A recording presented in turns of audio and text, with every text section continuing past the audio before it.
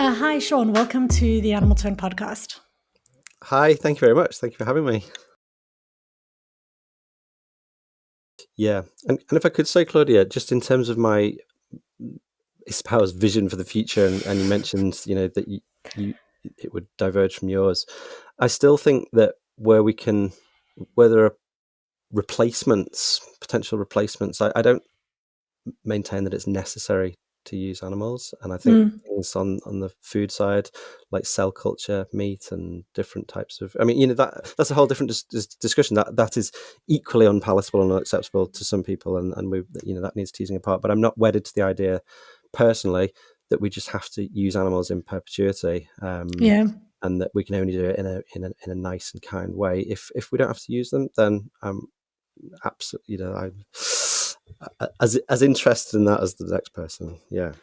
Yeah, and to be fair, like I have to do a lot of work on what my vision would be, and there's a lot of, I think, imaginative work and theoretical and difficult work that needs to be done in terms of thinking about this future.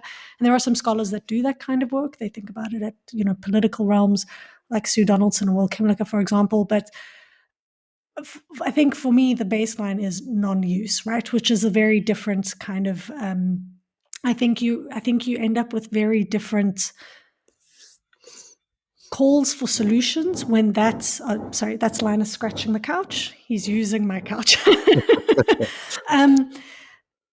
I think when you start from a position of non-use, the kind of like ethical position, you're compelled to think differently about the future, right? If it's just not an option that's on the table, then you have to think in more creative and different ways in terms of what that future might look like.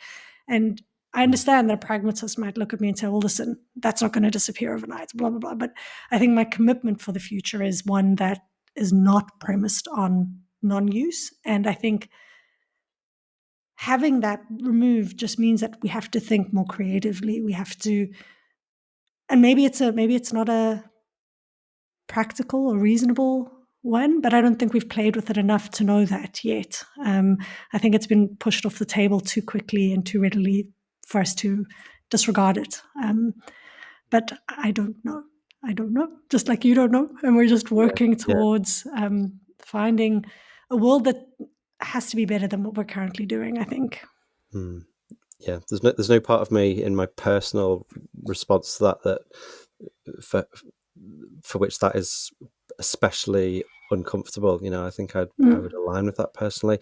As a vet, we are sort of kind of immersed in animal use, and a starting point of animals being used, again, as we touched on at the start. But I think personally, you're absolutely right. If your starting point puts animals to one side and says, now how can we relate to the rest of the living world in all its different forms, then different options are on the table, aren't they, from the outset?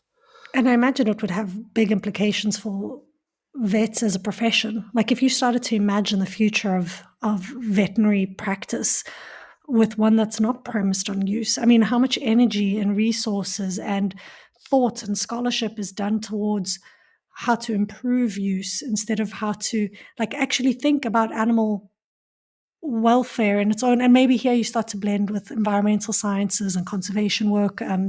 But there is perhaps some overlap there, something very different when use is even removed from the kind of equation of what vets do. Like what would it mean for the profession if animal use was taken off the table? And you'd be a better position to answer that than me, but I think it opens up really interesting thought experiments when you remove use.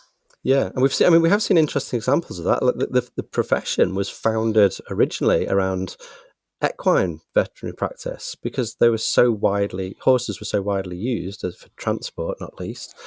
When the motor car came along, the profession had a sort of existential crisis type moment. What on earth what are vets going to do now that there are no horses being used across every single town and city and village in the land? And of course they adapted, and we went into other areas, and not least the absolute explosion of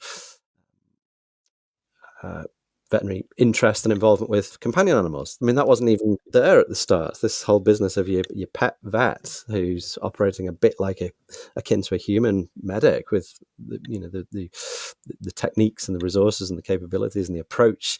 It's very similar to human. That just wasn't. None of that existed. So we have seen massive seismic shifts in the profession, and in that example, it did relate to an animal use disappearing. So I think that's interesting. But if there was no animal use, if that was replicated across all of the animals, for argument's sake, for the thought experiment, then I would say that then goes back to, or at least into the territory of this business of the veterinary degree just being a good, high quality scientific degree with broad applicability across society. So I mean, I wouldn't, maybe it wouldn't be called the veterinary degree anymore. I'm not entirely sure. That would have to be thought about. But the transferable nature of what we're taught currently, I think we could adapt to. This is I'm happy. I can see. You're like ding, ding, ding, ding. It is exciting because I mean, it's as quite subversive, isn't it? For a vet, talk about a world of no animal use.